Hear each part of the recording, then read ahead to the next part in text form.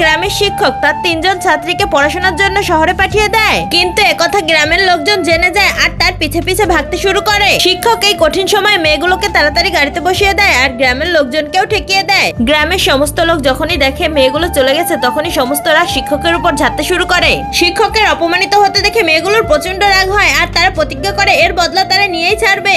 10 বছর পরও শিক্ষক লাগাতার ছাত্রদের পড়িয়েই যাচ্ছিল, কিন্তু গ্রামের লোকজন এখন আর ছেলে মেয়েদেরকে স্কুলে দিতে চায় না, কারণ 3 বছর আগে মেয়েগুলো চলে গেছে আর এই 10 বছরের মধ্যে ফিরে আসেনি।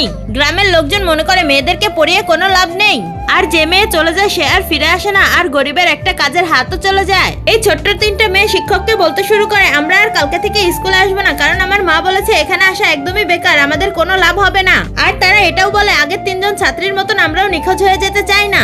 বাচ্চাগুলোর কথা শুনে সম্মান বোর্ডের দিকে তাকিয়ে শিক্ষক বলতে শুরু করে তোমাদের এই 3 বোন এখন সারা বিশ্বের সব থেকে বড় বিশ্ববিদ্যালয়ে পড়াশোনা করছে, আর যখনই ওরা সফল হয়ে যাবে তখনই তারা গ্রামে ফিরে আসবে। শিক্ষক বাচ্চাগুলোকে বোঝায় তোমাদের অনেক মেহনত করে পড়াশোনা করতে হবে, কারণ জ্ঞানই তোমাদেরকে সফলতার দিকে এগিয়ে নিয়ে যাবে। শিক্ষকের 3 জন ছাত্রী সারা বিশ্বের সব থেকে বড় টপার স্টার হয়ে যায় আর তারা অনেক পুরস্কার জেতে, আর শেষে তারা সবাই শিক্ষকের কাছে ফিরে আসে।